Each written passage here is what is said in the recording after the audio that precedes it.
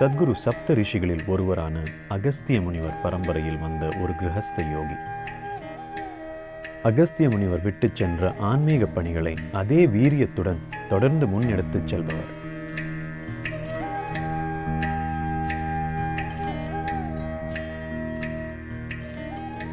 ஐநா சபையிலும் சர்வதேச பொருளாதார மாநாட்டிலும் இங்கிலாந்து பாராளுமன்றத்திலும் போற்றத்தக்க வகையில் உரையாற்றிய போதும் கிராம மக்களுடனும் தமிழகத்தில் வாழும் மலைவாழ் மக்களுடனும் இணைந்து பழகும் பண்பாளர்.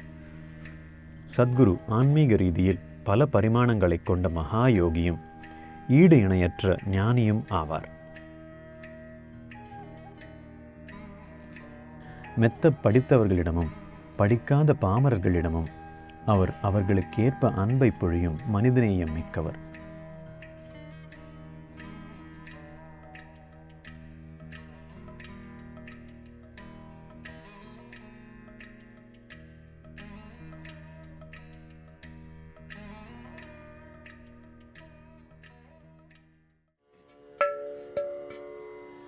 குருர் பிரம்மா குரு குரு குரு பிரம்மா குரு விஷ்ணு குருதேவோ மகேஸ்வரः.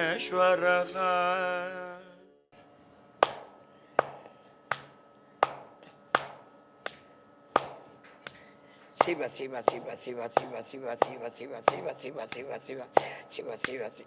அறிந்தும் அறியாமலும் தெரிந்தும் தெரியாமலும் செய்த சகல குற்றங்களையும் பாவங்களையும் மன்னித்து ரட்சித்து காயத் எமக்கு நிச்சயம் நீ அருள வேண்டும். 100 கண்ட ஸ்ரீ மகா பெரியவா சரணம் சரணம்.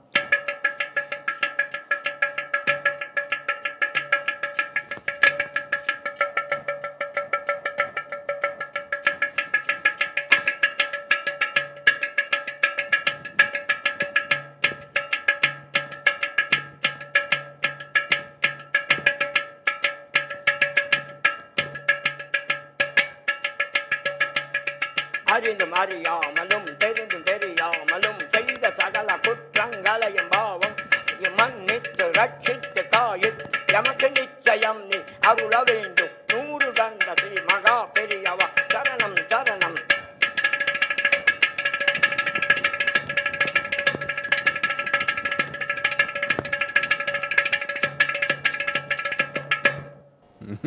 பிரமாதம். நான் 12 வயசுலேருந்தே இந்த தொழிலில் வச்சுருக்கேன். தொழிலன்னு சொல்ல வேண்டாம், இது சங்கீதத்தில். அதில் நீங்கள் சொன்ன மாதிரி அரிக்குடி ராமாஜிங்கார், மதுரமணியார், மதுரை சோமு எல்லாருக்கும் வச்சு நான் இப்போ 50 வருஷம் சர்வீஸில் லயத்தையே தியானம் பண்ணலான்னு பண்ணிட்டு நாங்கள் இது பண்ணி காலையில் அப்போ ஆரம்ப காலத்தில் அப்பா எனக்கு சொல்லிக் கொடுக்குறத 4 மணிக்கு எழுப்பி விட்டு வாசிக்க வைப்பார், சாதகம் பண்ணுவார். அந்த பழக்கத்தில் இதையே மனசில் உண்டு. இதுக்கும் ஆன்மீக தியானத்துக்கும் என்ன வித்தியாசம் இருக்குது? தியானம் என்னென்னா நம்ம உணர்வில் நம்ம அனுபவத்தில் நானன்ற தன்மை இந்த உடல் தாண்டி மனம் தாண்டி இருக்கிற ஒரு நிலை. தியானத்தில் இப்படி உட்கார்ந்தா உடல் எங்கே இருக்குது, மனம் வேற எங்கேயோ இருக்குது, நான்ன்றது தனியாக இருக்குது. இந்த 3 தன்மை பிரித்து இருக்குது. இது பிரிக்கிறதுல என்ன இருக்குது, எதுக்கு பிரிக்கணும், பிரிக்க முடியுமான்னு எல்லாம் கேள்வி வரும். இந்த உடல்ன்றது நாம் மெதுவாக கொஞ்சம் கொஞ்சமாக சேர்த்துனது தானே, கட்டம் மட்டும் இல்லை. இது மண் சட்டி தானே, இப்போ 2 மண் சட்டி இது மண்ணில் தானே பண்ணோம், கொஞ்சம் கொஞ்சமாக சேர்த்தணும். நாம் எது சேர்த்து வச்சாலும் அது நமதுன்னு நாம் சொல்லிக்க முடியும், அது நானுன்னு சொல்லிக்க முடியாது. சேர்த்து வச்சது என்னதான் இருக்க முடியும், அது நானாக இருக்க முடியாது. மனத்தில் இருக்கிற எல்லா விஷயங்கள் வெளியில் இந்த சேர்த்துனது தானே, அது கூட என்னதுன்னு சொல்லிக்க முடியும், ஆனால் நானுன்னு சொல்லிக்க முடியாது. எது என்னுடையது எது நான் என்று புரியாமல் போயிடுச்சு மக்களுக்கு. இந்த மண் சட்டி சேர்த்து வச்சோம், கொஞ்ச நாளுக்கு அப்புறம் இதே நானுன்னு ஆயிடுச்சு. மனத்தில் ஏதோ பல விதமான குப்பை சேர்த்துனோம், அதே நானுன்னு ஆயிடுச்சு. மனிதனுக்கு எந்த ஒரு பாதிப்பு வந்திருந்தாலும் அது இல்லை உடலில் வரும், இல்லை மனத்தில் வரும். வேறு எதனால் பாதிப்பு தெரியுமா உங்களுக்கு? இல்லை. தியானம்னா இந்த பாதிப்பு என்ற வாய்ப்பு தாண்டி இருக்கிற தன்மை. இந்த இசை சாதனைக்கு தியானத்துக்கு என்ன வித்தியாசம்னா, இந்த மாதிரி தியான நிலைக்கு நாம் பலவிதமாக வர முடியும். நல்லா ரொம்ப ஈடுபாடாக பாடி வர முடியும், இல்லை இது வாசித்து வர முடியும், ஒரு நிருத்தியத்தில் ஈடுபட்டு வர முடியும். ஒன்றும் இல்லை, இங்கே சும்மா உட்காந்து ரொம்ப முழு ஈடுபாடாக சும்மா கற்றுனாலே அதில் கூட இருக்க முடியும். இல்லை ஒரு விளையாட்டில் இருக்க முடியும், சும்மா ஓடுறதுல இருக்க முடியும், இல்லை மலை ஏறுறதுல நடக்க முடியும். எதுலேயோ ஒன்று நாம் முழு ஈடுபாடாக செயல் செஞ்சால், நானுன்ற தன்மையே இல்லாமல் அதில் இறங்கிட்டிங்கன்னா இந்த உடல் மனம் தாண்டி ஒரு உணர்வு மனிதனுக்குள்ளே ஏற்படுது. ஆனால் அது ஒரு க்ஷணம் அப்படி ஏற்படுது, அதுக்கப்புறம் அது இருக்காது. நீங்கள் இந்த இசை ஒரு சாதனை இருக்கிறப்போ அந்த தியானத்தை உணர்ச்சி உங்களுக்குள்ளே நடந்திருக்கலாம் பல தடவை, ஆனால் தொடர்ந்து அதில் இருக்க முடியல. இந்த மைண்ட் செட்டு இல்லாமல் இருக்க முடியாது, இப்போ அந்த மைண்ட் செட்டையும் இல்லாமல் இருக்க முடியாது, அப்படி ஆயிடுச்சு. என்னத்துக்குன்னா அந்த செயல் உபயோகப்படுத்தி ஒரு உள்நிலை ஏற்படுத்துகிறீங்க. இப்போது தியானம், ஆன்மீகத்தில் தியானம் என்னென்னா செயல் இல்லாமையே நாம் அந்த நிலைக்கு வரணும். இப்போ சும்மா இங்கே உட்காந்தாலே அப்படி தான் இருக்கிறோம்.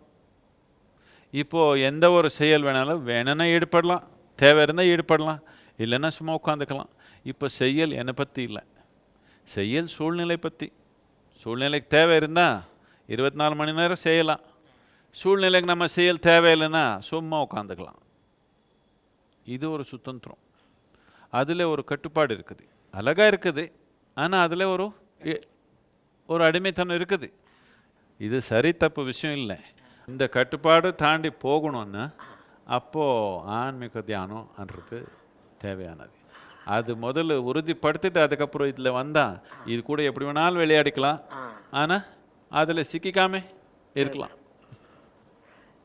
குழந்தைகள் முறைப்படி சங்கீதம் கற்றுக்கிறதுனால உடல் மன வளர்ச்சிக்கு இது எந்த விதத்தில் உதவுறது? கட்டாயமாக உதவியாக இருக்கும். எந்த விதத்தில் இந்த உதவி எப்படி நடக்குதுன்னா, ஒரு குழந்தைன்னு என்ன, இன்னும் ஒரு மனிதனாக உருவாக்கப்படுற செயல் இன்னும் தொடர்ந்து நடந்திருக்குது, இன்னும் முழுமை ஆகலை, தொடர்ந்து நடக்குது. இந்த மாதிரி நடந்திருக்கிறப்போ அவனை காதில் எந்தெந்த மாதிரி சத்தம் விழுகுது, அவன் எந்தெந்த மாதிரி சத்தம் ஒரு உச்சரிக்கிறான், இது ரொம்ப ஆழமான ஒரு எஃபெக்ட் இருக்குது அது. இதனால தான் நம்ம நாட்டில் பேர் கொடுத்தா, ஒரு குழந்தைக்கு பேர் கொடுத்தா ஏதோ டாம் டூம் டஸ்ன்னு கொடுக்கல, எல்லாருக்கும் பேர் கொடுத்தா சிவா ராமா கிருஷ்ணா இன்னொன்று கொடுத்தது என்னதுக்குன்னா, அது நாம் உச்சரித்தே இருந்தான், அவன் எப்பப்போ கூப்பிட்டே இருந்தான், அந்த சத்தம் கேட்டே இருந்தான், அவனுக்குள்ளே தேவையான அவனுக்குள்ளே ஒரு மாற்றம் ஏற்படும்ன்றதுனால தான் இதெல்லாம் உருவாக்கப்பட்டிருக்குது. இது நம்ம ஸ்கூலில் இங்கே நம்ம ஆசிரமத்தில் ஒரு ஸ்கூல் இருக்குது. இது நான் ஒரு நாள் காலையில் போகிறேன், அந்த அசெம்பிளி நடக்குது, அங்கே போனால் எல்லாம் சின்ன சொட்டு, எல்லாம் 6 வயசு 7 வயசுக்குள்ளே இருக்காங்க, இப்படி உட்காந்து இப்படி பண்ணிக்கிறாங்க. நான் இது என்ன இப்படி ஒடிஞ்ச பம்பரத்து மாதிரி இப்படி ஆடிக்கிறாங்களே, என்னன்னு பார்த்தேன். நான் டீச்சர்ஸ் கூட பேசினேன், என்ன இப்படி குழந்தை சமநிலையாக உட்காரலையே, எல்லாம் இப்படி இருக்கிறாங்களே என்னன்னு கேட்டேன். என்ன பண்ணுறது சார், அப்படி தான் இருப்பாங்க குழந்தைன்னு சொன்னாங்க. ஓ, நான் அந்த வயசில் இருக்கப்போ சும்மா இப்படி அசைவு இல்லாமல் இப்படி உட்காந்துருப்பேன், இவர் இப்படி ஆடுறாங்களே எதுக்குன்னு சொல்லி நான் யோசித்து என்ன பண்ணுறது. நான் சொன்னேன், இவருக்கு ஒன்று வேலை பண்ணுங்க, டெய்லி ஒரு 15 நிமிஷம் சும்மா சரிகமா 15 இதே பண்ணணும். அது பல படி இருக்குது அதில், அந்த படிப்படியாக அவர் அது பண்ணியே இருக்கணும் 15 நிமிஷம்னு சொன்னேன். ஒரு 3 மாதத்துக்குள்ளே உள்ளே போய் பாருங்கள், இப்போ குழந்தைலாம் இப்படி அசைவு இல்லாமல் இப்படி உட்காந்துக்கிறாங்க. இப்படி உடல் அசைவு இல்லாமல் உட்காரணுன்னா மனத்தில் எவ்வளோ மாற்றம் வந்திருக்கணும். வெறும் டெய்லி 15 நிமிஷம் சரிகமாக 15 பண்ணுறதுனால.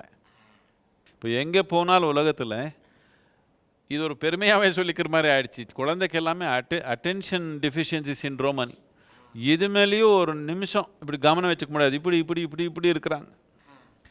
கவனம் எங்கே வேணுமோ அங்கே வச்சுக்க தெரியலன்னா எப்படி ஒரு மனிதனு வளர போகிறான், எப்படி எதனாலும் ஒரு ஆழமான விஷயம் புரிஞ்சுக்க போகிறான். எதனால் ஒரு புரிஞ்சுக்கணுன்னா நம்ம கவனம் அசைவு இல்லாமல் அது மேலே இருந்ததானே நாம் புரிஞ்சுக்க முடியாது.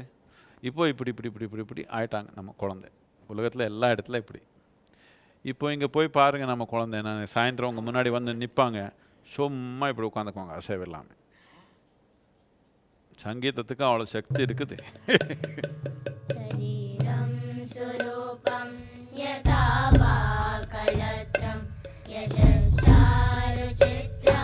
धनं मेरुतुल्यं गुरोरङ्घ्रिपद्मे मनश्चेन लग्नं तथा किं तथा किं तथा किं तथा किं कलत्रं धनं पुत्रपौत्रादि सर्वं गृहं बान्धवास.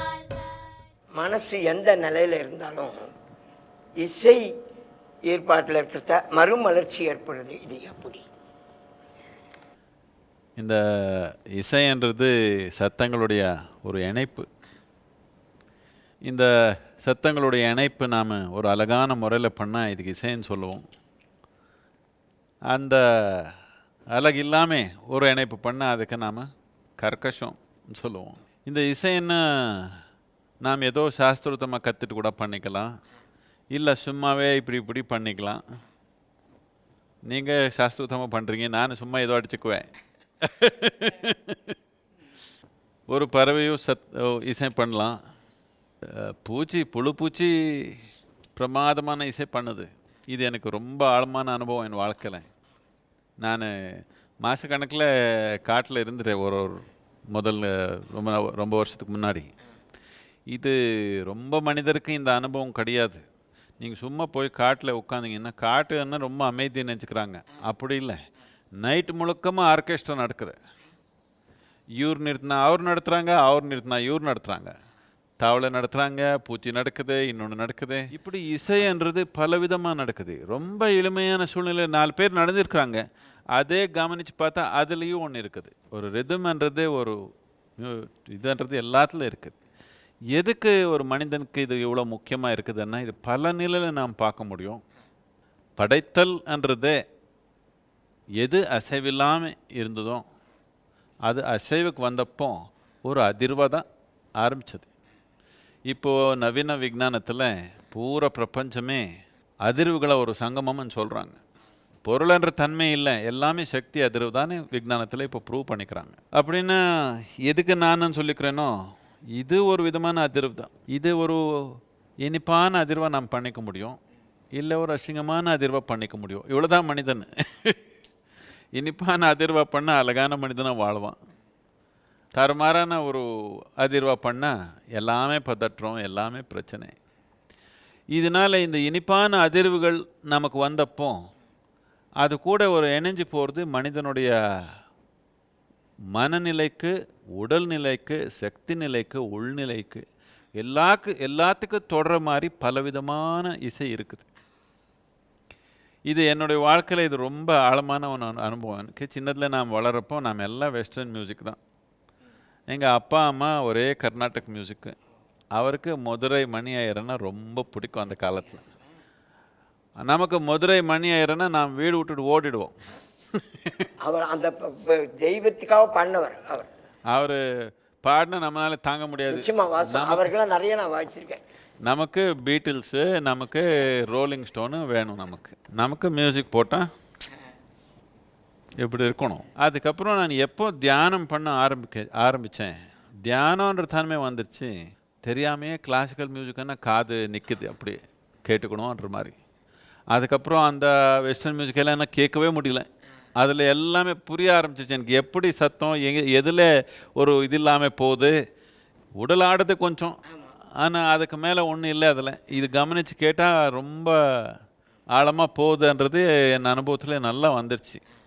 இப்போ தானே நம்ம எக்ஸா மியூசிக் ஃபெஸ்டிவலில் மதுரை மணி ஐயருடைய மச்சன் டிவி சங்கர் நாராயண் அவர் வந்திருந்தாங்க. ரொம்ப அழகாக பாடினாங்க. அவர் வந்தப்போ எனக்கு இந்த ஞாபகம் வந்துடுச்சு. மதுரை மணி ஐயர் சிஷ்யரன் அவர் சொன்னாங்க. அப்போ நான் மதுரை மணி ஐயர்னா நாம் ஓடுவோம். முதல்ல தியானத்தன்மை வந்தப்போ காது அங்கேயே இழுத்து போகுது.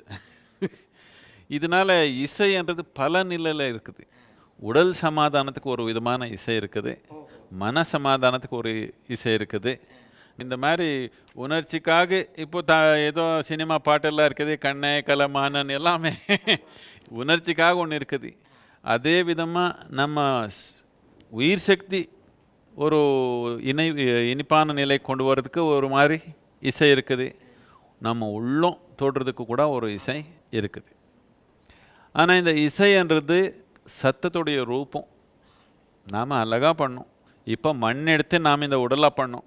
இதே விதமாக இது இதே சத்தம்தான். அதை நாம் பல விதமாக பண்ணோம் அழகாக.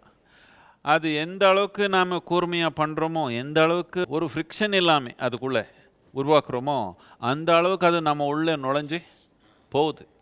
இது நவீன விஞ்ஞானத்தில் இந்த மாதிரி சொல்லி வந்தாங்க, எல்லாமே அதிர்வு அணி. எங்கெங்கே அதிர்வு இருக்குதோ அங்கே எல்லாமே கட்டாயமாக சத்தம் இருக்கும்.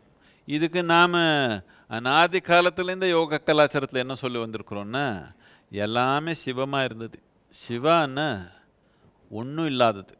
ஷிவான்னா எது இல்லாததோ அது சிவ. ஒன்றும் இல்லாமல் இருந்தது. முதல் அதிர்வு வந்தது.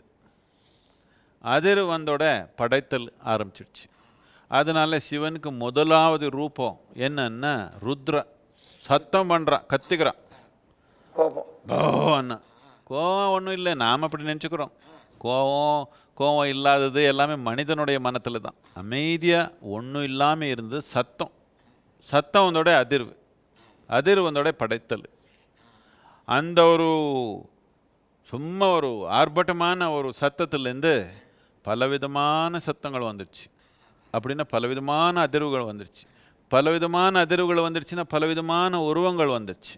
இதுதான் படைத்தல். இதனால் படைத்தலுக்கு சத்தத்துக்கு ரொம்ப அடிப்படையான ஒரு தொடர்பு இருக்குது. எப்போ நாம் இந்த சத்தங்கள் நல்ல ஒரு அழகான நிலையில் இணைஞ்சிக்கிறது எப்படி நாம் புரிஞ்சுக்கிறோமோ, அப்போ நமக்கு தெரியாமையே படைத்தலுக்குள்ளே நமக்கு ஒரு இணைஞ்சு போகிற ஒரு தன்மை இருக்குது. இதனால தான் மனிதன் எப்படியே இருந்தாலும் சரி, அவனுக்கு ஏதோ ஒரு விதமான இசை பிடிக்கும். நீங்கள் ஒரு மனிதன் கவனித்து பார்த்தா அவன் ஒன்றும் வாய் திறக்க தேவையில்லை. நான் ஒரு மனிதன் கவனித்து பார்த்தா இவனுக்கு எந்த மாதிரி இசை பிடிக்கும்னு எனக்கு நான் சொல்லிவிடுவேன். அவனுக்கு ஒரு ட்ரீட்மெண்ட்டாக எந்த மாதிரி இசையை நாம் போடணும்னு கூட சொல்லிட முடியும்.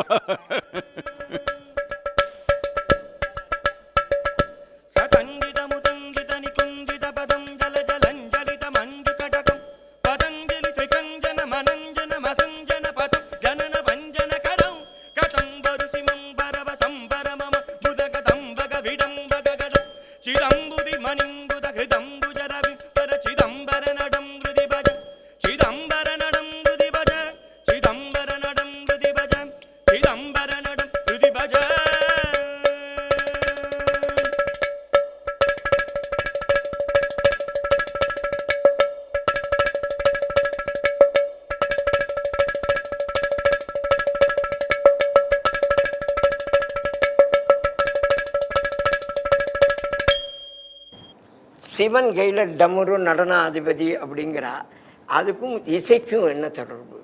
டமுரு வச்சு இது பண்ணியிருக்கா நடன அது சிதம்பரம். டமருன்றது சும்மா சத்தம். நானும் பண்ணுவேன் சத்தம் அந்த மாதிரி, பாருங்க. இதெல்லாம் இசைன்னு சொல்ல முடியாது, சும்மா சத்தம் பண்ணிக்கிறோம். சிவனுக்கு இசைக்கு என்ன சம்மந்தம்னா, நாம் சிவான்றதை நாம் 2 விதமாக பார்க்குறோம், இல்லை 3 விதமாக பார்க்குறோம்.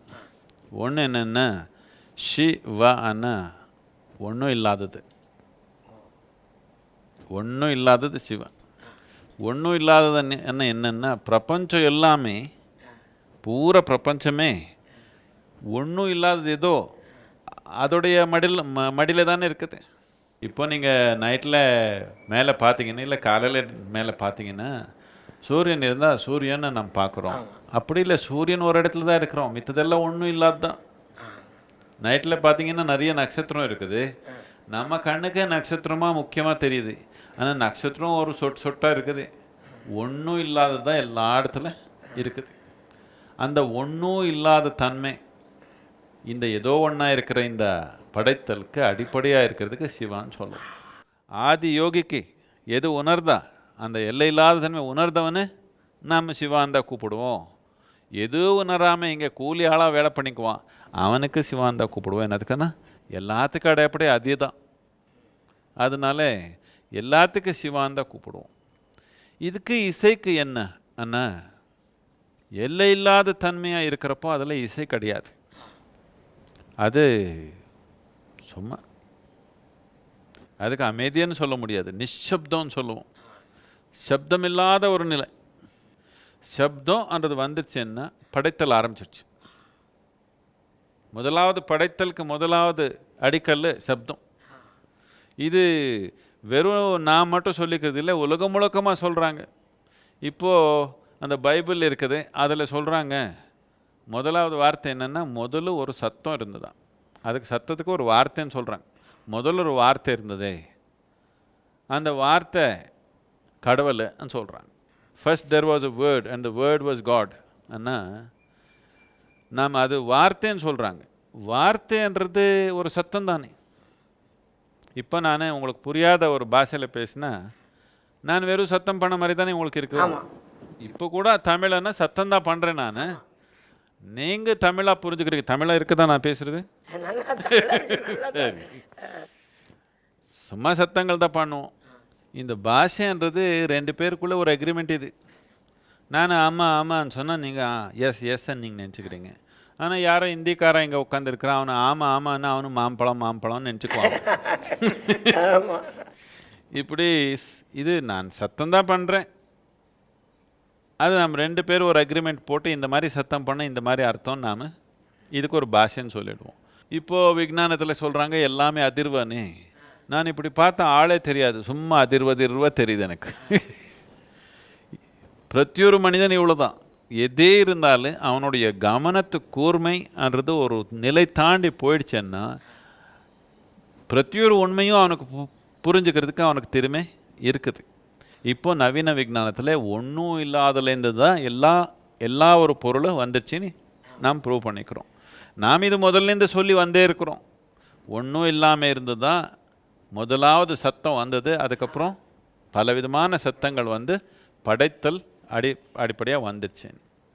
இதனால் இவனுக்கு இதுக்கு என்ன சம்மந்தம் அண்ணா? இந்த படைத்தலுக்கு இசைக்கு என்ன சம்மந்தம் தான் நீங்கள் கேட்குறீங்க. இப்போ எவ்வளோ ஸ்வரம் இருக்குது சொல்லுங்கள் சங்கீதத்தில்?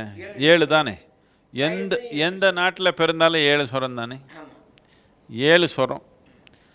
இது 7க்கு நம்ம சாமானியமாக எவ்வளோ சக்கரம் இருக்குதுன்னா 7 சக்கரம்னு சொல்லிக்கிறாங்க. 7 சக்கரம் இல்லை, நம்ம உடலில் 112 சக்கரம் இருக்குது. இன்னும் 2 சக்கரம் உடல் தாண்டி இருக்குது. டோட்டலாக 114 சக்கரம் இருக்குது. 112 சக்கரம்ன்றது உடலுக்குள்ளே இருக்குது. இந்த 112 சக்கரங்களுக்கு அதுக்கு சேர்ந்த குறிப்பிட்ட ஒரு சத்தம் இருக்குது. இந்த 112 சத்தம்னா 7லேருந்து நீங்கள் டிவைட் பண்ணிங்கன்னா அது 42 ஆகிடும். இந்த 42ன்றது இது ரொம்ப முக்கியமானது. என்னத்துக்குன்னா இந்த ஒரு சத்தம்ன்றது ஏற்படணும்னா ஒரு சத்தம் இல்லாதான் இல்லை நிசப்தம் இருந்தால் தான் சத்தம் வர முடியும். சத்தம் கேட்கணும்னா நிசப்தம் இருந்தால் தான் அதுக்கு மேலே நடக்க முடியும். நிசப்தம் தான் சத்தத்துக்கு மூலம். அந்த நிசப்தத்தில் பலவிதமான குவாலிட்டி இருக்குது. எல்லாத்துக்கு உயர்ந்த தன்மை என்ன? எந்த ஒரு குணம் இல்லாத குணம் தாண்டி குணமேற்ற ஒரு நிசப்தம் இருக்குது. ஆனால் அந்த நிலைக்கு வர்றவருக்கு நிசப்தத்துக்கு ஒரு குணம் இருக்குது. இந்த சத்தம் அதுக்கு சேர்ந்த ஒரு நிசப்தம், அதுக்கு ஒரு பேக்ரவுண்டு. அந்த பேக்ரவுண்ட் இல்லைன்னா இந்த சத்தம் நடக்காது. அதனால அந்த ஒரு சத்தத்துக்கு ஒரு பேக்ரவுண்ட் இருக்குது. எப்படின்னு 84 ஆயிடுச்சு. இந்த 84ன்றது நம்ம உடலுக்குள்ளே ஒரு முக்கியமான ஒரு நம்பராக இருக்குது. என்னத்துக்குன்னா அதுக்காக தான் யோகத்தில் 84 அடிப்படையான ஆசனம், 84 முத்ரம் இப்படி இருக்குது. இது எல்லாமே நாம் உருவாக்குற சத்தத்துக்கு, இந்த 7 ஸ்வரங்களுக்கு இதுக்கு எல்லாமே ஒரு தொடர்பு இருக்குது. சாமானியமாக 7 சக்கரம்னு சொல்கிறோம். என்னத்துக்குன்னா முக்கியமானது 7 இருக்குது. இது இசைன்றது சத்தங்களுடைய இணைப்பு. இந்த உடல்ன்றது கூட சத்தங்களுடைய இணைப்பு. இந்த பிரபஞ்சம்ன்றது கூட சத்தங்களுடைய இணைப்பு. இந்த சத்தங்களுடைய இணைப்பு எப்படி நடந்திருக்குது இந்த உடலுக்குள்ளேன்றது நாம் கொஞ்சம் ஆழமாக உணர்ந்தீங்கன்னா இந்த உடலுடைய அடிப்படையே நமக்கு புரியுது. சரியான சத்தங்கள் உருவாக்குற ஒரு திறமை நமக்கு இருந்தால் நாம் இந்த உடல் முழுக்கமாக நாம் பலவிதமான ஒரு அதிசயங்கள் நாம் இதுக்குள்ளே பண்ணிக்க முடியும். இதே விதமாக சரியான சத்தங்கள் உருவாக்குற திறமை நமக்கு இருந்தால் பிரபஞ்சம் முழுக்கமாக நாம் பலவிதமான சக்தி சம்பாதிக்க முடியும். இது வச்சு தான் நாம் மந்திரம்னு உருவாக்கணும். ஒரு மந்திரத்துக்கு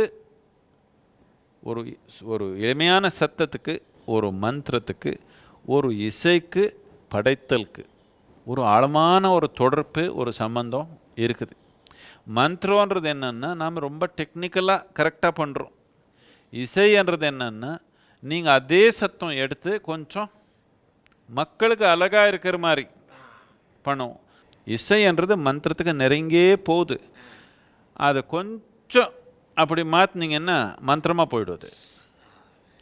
மந்திரம்ன்றது அடிப்படை என்னன்னா எந்த ஒரு சத்தம் நீங்கள் எடுத்து இப்போது புது நவீன விஞ்ஞானத்தில் எந்த ஒரு சத்தம் எடுத்து நாம் ஒரு ஆசிலோஸ்கோப் என்ற ஒரு இன்ஸ்ட்ருமெண்ட்டில் விட்டால் அதுக்கு ஒரு உருவம் இருக்குது.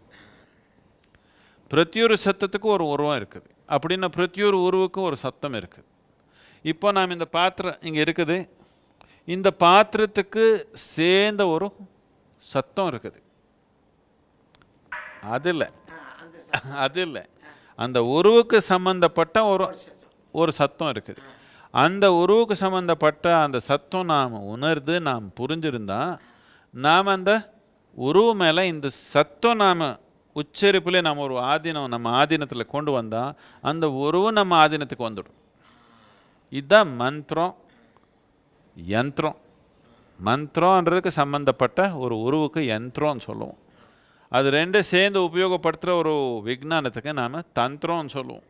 இதெல்லாம் தப்பாக பரிமாறிட்டாங்க சமூகத்தில், தப்பாக புரிஞ்சுக்கிற மாதிரி ஆயிடுச்சு. இது ரொம்ப ஒரு ஆழமான விஞ்ஞானம்.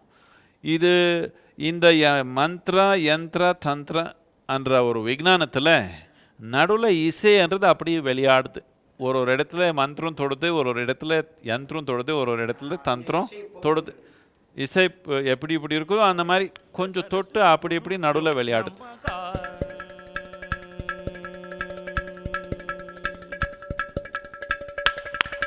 ஓம் நமோ பகவதே ஸ்ரீ ஸ்ரீ ஸ்ரீ சந்திரசேகரேந்திர சரஸ்வதி குருப்யோ நமஹ.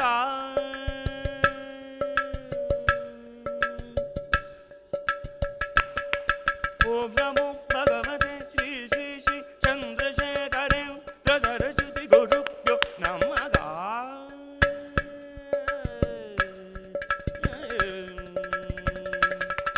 ஓம் நமோ பகவதே ஸ்ரீ ஸ்ரீ ஸ்ரீ சந்திரசேகரேந்திர சரஸ்வதி குருப்யோ நமஹ.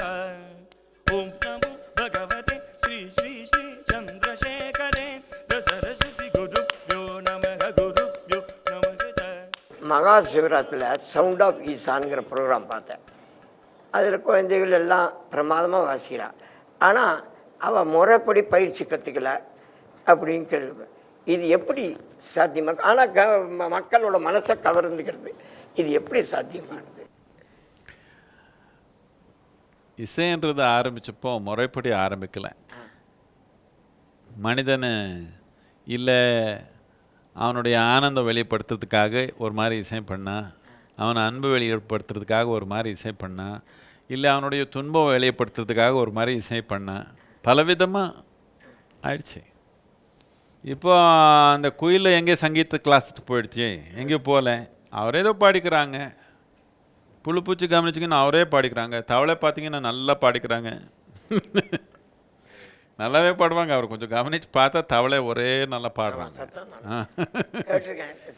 இப்படி தான் ஆகட்டும்.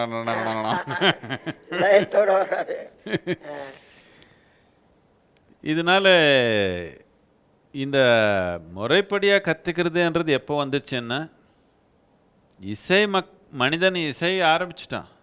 அதுக்கப்புறம் எல்லாருக்கும் சொல்லிக் கொடுக்கறதுக்கு ஒரு முறை வேணும். கற்றுக்கிறதுக்கு முறை வேண்டாம், சொல்லிக் கொடுக்கறதுக்கு மட்டும்தான் முறை இல்லையா? அதனால் இவர் முறைப்படியாக கற்றுக்கலை, இவர் ஆனந்தமாக அடிச்சுக்கிறாங்க ஏதோ ஒன்று.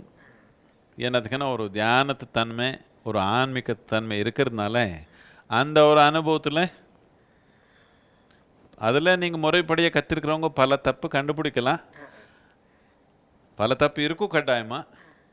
ஆனால் முறையில் தப்பு இருக்கும், இசையில் தப்பு இல்லை. என்னத்துக்குன்னா மக்களுக்கு ஆனந்தமாக இருக்குது கேட்டால், அந்த ஒரே ஒரு நோக்கத்தில் உருவாக்குனா இசை அது. அதனால் இங்கே இருக்கிறவங்க எல்லாமே இப்போ நான் சொன்னேன், ஆசிரமத்தில் இருக்கிறவங்க ஒரு 1000 மக்கள் இருந்தாலே எல்லாருமே ஏதோ ஒரு இசை கற்றுக்கணும். ஒரு பாட்டுனால பாடுற மாதிரி இருக்கணும். ஆமாம். இப்போ நான் பண்ணி இப்போ எல்லாரும் கற்றுக்குறாங்க. ஏதோ ஒன்று அது எளிமையானது ஏதோ ஒன்று பாடிக்கணும். இப்போ நானே பாடிடுவேன்னா என்ன அர்த்தம்னா, எனக்கு எதோ சங்கீதம் தெரியுமா? ஒன்றும் தெரியாது. நான் பாடுறதுக்கு அடிப்படை என்னன்னா, எனக்கு வெக்கம் கிடையாது, சும்மா பாடிக்கிறது தானே.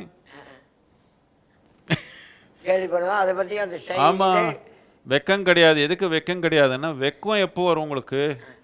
நான் இன்னொருத்தர் இருக்கிறப்போ தான் வெக்கம் வரும். நான் யாரை இன்னொருத்தருன்னு பார்க்கல, எல்லாரும் நான் பார்த்துக்கிறேன், அதனால எனக்கு ஒன்றும் வெக்கம் கிடையாது, சும்மா பாடிக்கிறது தானே. அதில் எந்த ராகம் கிடையாது, ஒன்றும் கிடையாது, சும்மா பாடிக்கிறேன், வெக்கம் இல்லாதனால. அப்போ அது வெக்கம் இருக்கக்கூடாது மனுஷன். அது ஆத்மார்த்தமாக பாடு, அதுதானே அர்த்தம். ஆத்மார்த்தமாக பாடுறதுங்க.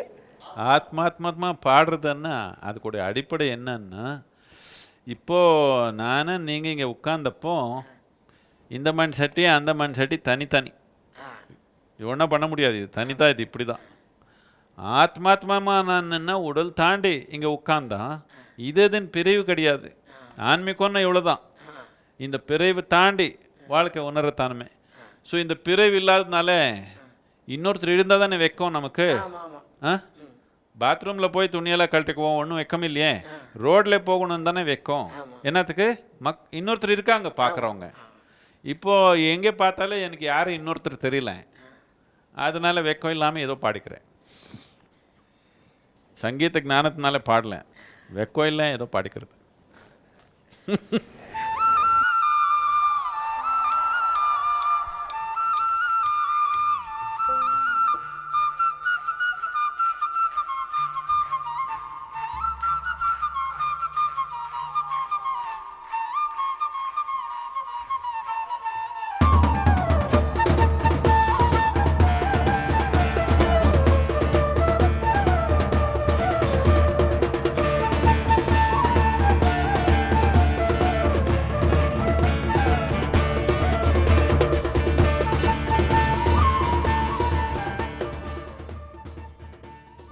கடம்ங்கிறது பஞ்சபூதம் இதில் அடங்கியிருக்கு.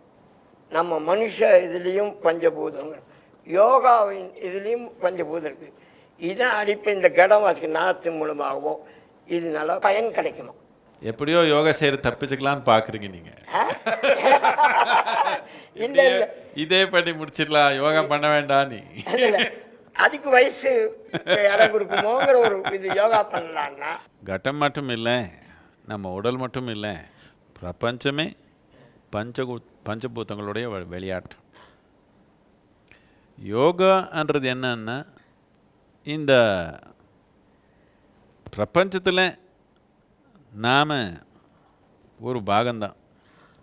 ஆனால் மனிதனுடைய மனத்தில் அந்த உணர்வு இல்லாமல் அவனை தண்ணியை நினச்சி பலவிதமான பாடுபடுறான். மனிதன் பாடுபடுறதுக்கு எல்லாத்துக்கும் காரணம் என்னென்னா, அவன் இந்த பிரபஞ்சத்தில் தனியன்னு உணர்றான், ஒன்றுன்னு உணரல. இப்போ இந்த கட்டமும் மண்ணு தான், ஆனால் அது நாம் எடுத்து அதுக்கு ஒரு உருவம் கொடுத்து சுட்டிட்டோம். சுட்டினதுனால இது தனியாக உட்காந்துக்குது. இது நீங்கள் மண்ணில் பொதிச்சு வச்சாலும் அது அப்படியே உட்காந்துக்குது, தனியாக சேராமல் யாரு கூட. இது அப்படி தான் ஆயிடுச்சு. இது யார் கூட சேராமல் இவங்க உட்காந்துக்குது. என்னத்துக்குன்னா இது தனின்னு நினச்சிக்குது. இப்போ யோகத்துடைய அடிப்படையான நோக்கம்னா, இந்த தனியை நினைக்கிற பிரமை எடுத்து இது எல்லாமே ஒன்றியாக தான் நடந்திருக்குது என்ற ஒரு உணர்வு, அந்த அனுபவம், அந்த அடிப்படை நமக்குள்ளே கொண்டு வர்றதுக்காக ஒரு விஞ்ஞானம் யோகான்றது. யோகா அதனால எல்லாம் சேர்த்துறது. என்ன சேர்த்துணும்? நாம் சேர்த்துறதுக்கு ஒன்றும் இல்லை, எல்லாமே சேர்ந்து தான் இருக்குது. வெறும் நமக்குள்ள ஒரு பிரமை ஏற்பட்டிருக்குது, இது தண்ணின்னு. எப்படி இந்த கட்டம் நான் தண்ணியை நினச்சிக்குதோ, இந்த பூமியிலேருந்து தண்ணியை நினச்சிக்குது அது, அதே விதமாக இது தண்ணியை நினச்சிக்குது. இப்போது யோகத்தை அடிப்படை என்னன்னா இதுக்கு பூத்த சுத்தின்னு சொல்லுவோம். பூத்த சுத்தி என்ன, நமக்குள்ளே இருக்கிற இந்த 5 பஞ்சபூதங்கள் நாம் சுத்திப்படுத்துறது. சுத்திப்படுத்துறதுனால என்ன, எப்போ இந்த பஞ்சபூதங்கள் நாம் தேவையான அளவுக்கு சுத்திப்படுத்துகிறோமோ அப்போ நமக்கு பூத்த சித்தி என்ற ஒரு நிலை ஏற்படும். அப்படின்னா நம்ம பஞ்சபூதங்கள் நம்ம ஆழ்மையில் இருக்குது. எப்போ இந்த பஞ்சபூதங்கள் நம்ம ஆழ்மையில் இருக்குதோ நம்ம உடல் நமக்கு எப்படி வேணுமோ அப்படி நடத்துக்க முடியும், நம்ம மனம் நமக்கு எப்படி வேணுமோ அப்படி நடத்துக்க முடியும், நம்ம வாழ்க்கை நம்ம விரும்பின மாதிரி நடத்துக்க முடியும். அது மட்டும் இல்லை, இது முழு சித்தி வந்துச்சுன்னா நாம் பிரபஞ்சமே நம்ம விருப்பத்துக்கு நடத்துக்க முடியும். ஒரே ஒரு போராட்டம் மனிதனுக்கு என்னன்னா, நான் நினச்ச மாதிரி என் வாழ்க்கை நடக்கலை, அவ்வளோதானே அவனுக்கு பாதிப்பு. வேற என்ன இருக்குது பாதிப்பு அவனுக்கு? ஒரே பாதிப்பு தானே. இப்போது இந்த கட்டம் சத்தத்தினால பஞ்சபூதத்துக்கு இதனால் தொடர்பு ஒரு பயன் ஏற்படுமா என்ற கேள்விக்கு கட்டாயமாக ஏற்படும். ஆனால் ஒரு சூழ்நிலைக்கு, ஒரு உடலுக்கு, ஒரு சக்தி உருவத்துக்கு ஒரு விதமான சத்தம் உருவாக்குற தேவை இருக்குது. நீங்கள் சாமான்யமாக இந்த கான்சர்ட்டில் உட்காந்துட்டா அங்கே என்ன தேவையோ அது பண்ணி வர மாதிரி ஆகிடும் உங்களுக்கு. ஆமாம். நீங்கள் சும்மாவே உட்காந்து அப்படியே கண்ணை மூடி உட்காந்து சும்மா அப்படியே இங்கே உட்காந்தான்னு வச்சுக்கோங்க, சும்மா கொஞ்சம் அப்படி உணர்வுபூர்ணமாக நமக்கு சுத்தம் எப்படி இருக்குதோ அப்படி அடிக்க ஆரம்பிச்சிங்கன்னா, இப்போ அடிங்க பார்க்கலாம், சும்மா அப்படியே ஏதோ ஒரு ராகம் இது நினச்சிக்க வேண்டாம், ஏதோ ஒரு ரிதம் அப்படி நினச்சிக்க வேண்டாம், சும்மா அப்படி உட்காந்து சூழ்நிலை எப்படி இருக்குதோ அப்படியே அடிக்க ஆரம்பிச்சிங்கன்னா, அதனால அந்த மாதிரி அடிக்க ஆரம்பிச்சிங்கன்னா அதனால பஞ்சபூதங்களுக்கு ஒரு பயன் இருக்குது. அடிங்க பார்க்கலாம், சும்மா அப்படி.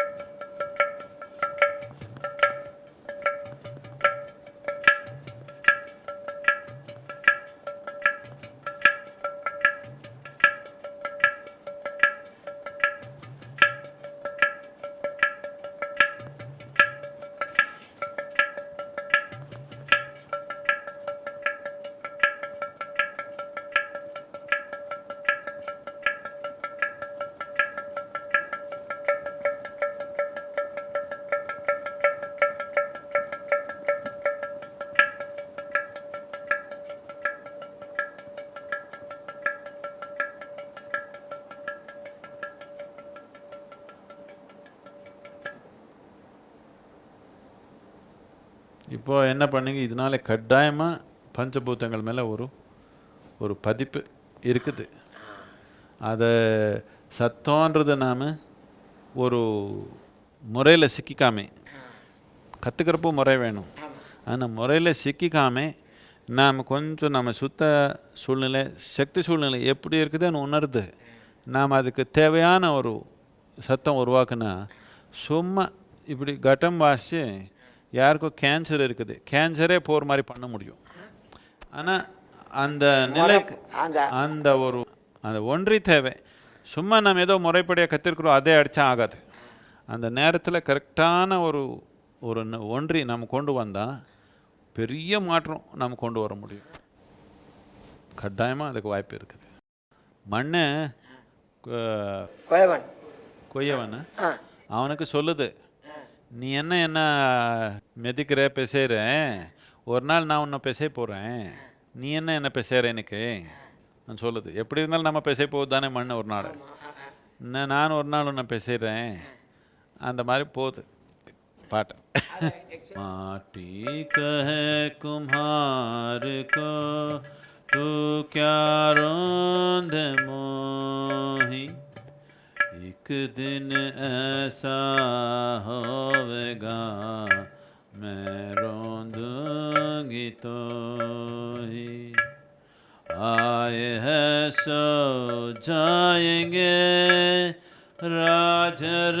रंक फकीर आए हैं सो जाएंगे राजा रंक फकीर एक सिंहासन चढ़ चले एक बांधे जंजीर माटी कहे कुम्हार को तू क्या रोंदे मोही एक दिन ऐसा होवेगा मैं रोंदूंगी तो ही ஆகா ரொம்ப சத்தியமாக இருக்கு.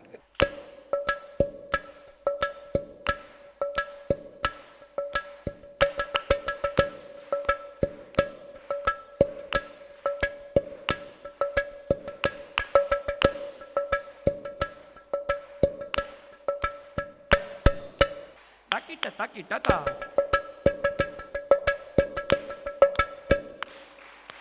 Takita takita ta.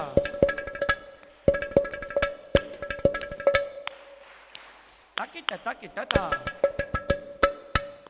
சிவனுக்கு இந்த இசைக்கு என்ன நீ உங்கள் மனத்தில் கேள்வி இருந்திருக்குது. இதுக்கு ஒரு ரொம்ப அழகான அவன் வாழ்க்கையில் ஒரு கதை இருக்குது. பார்வதி இந்த பர்வதராஜனுடைய பொண்ணு. அவளுக்கு சிவனை கல்யாணம் பண்ணிக்கணும்னு ஆர்வம் வந்துச்சு. அவன் தான் பண்ணிக்கிறேன்னு உட்காந்துட்டாள். சிவனை யார் அப்பா அம்மா பார்த்ததில்லை. சரி வரட்டும்னு சொன்னாங்க. கல்யாணத்துக்கு எல்லாம் அரேஞ்ச்மெண்ட் பண்ணாங்க. ஏதோ பெரிய ராஜா நினச்சாங்க. இந்த பொண்ணு அவனை பற்றி சொன்னதெல்லாம் கேட்டு ஏதோ பெரிய ராஜா அவனை சரி பண்ணிக்கலாம்னு நினச்சாங்க. அவனை வந்தான். கல்யாணத்துக்கு எல்லாம் தயார் நடந்திருக்குது. அவன் வந்தான் அவனுடைய கூட்டத்தோட. கானர் எல்லாமே. கானர்ன்னா அவர் மனித உருவத்தில் இல்லாதவங்க. பலவிதமாக இருக்கிறாங்க. மனித உருவம் கிடையாது அவருக்கு. எப்படி எப்படியோ இருக்கிறாங்க. வேறு ஏதோ யாருக்கும் மனிதருக்கு புரியாத பாஷையில் பேசிக்கிறாங்க.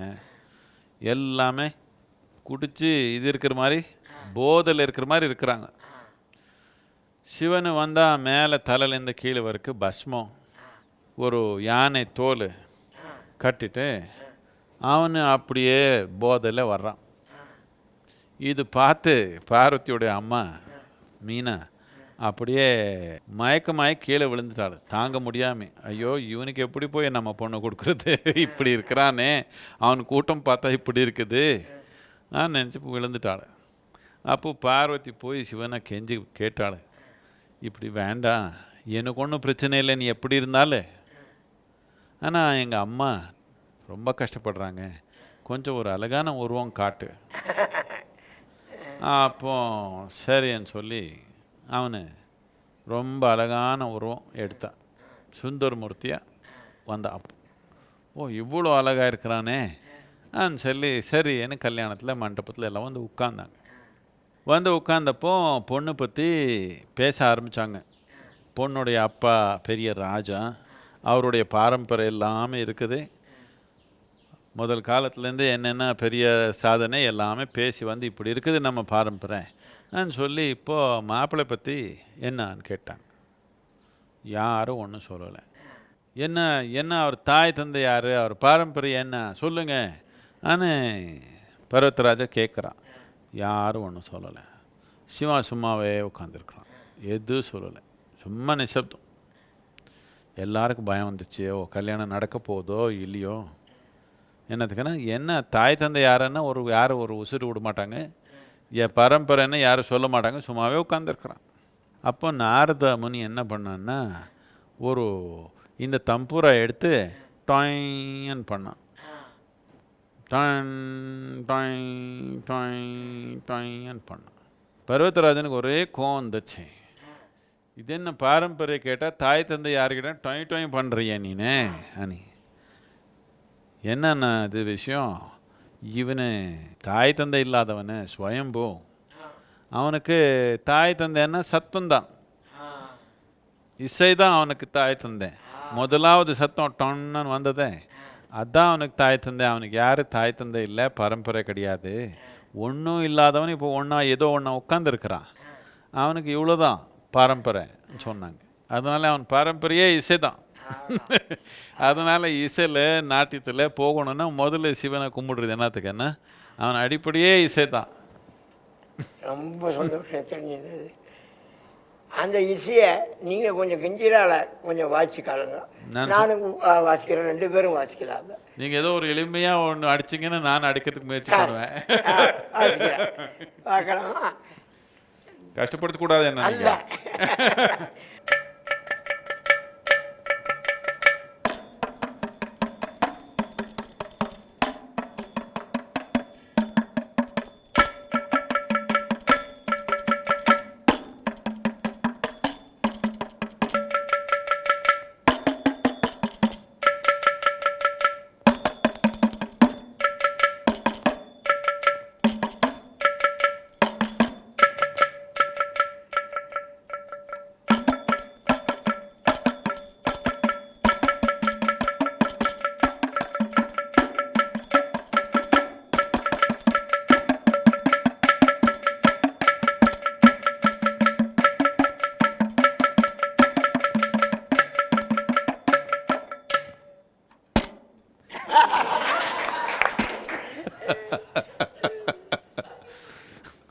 இது என்ன பெரிய போட்டி.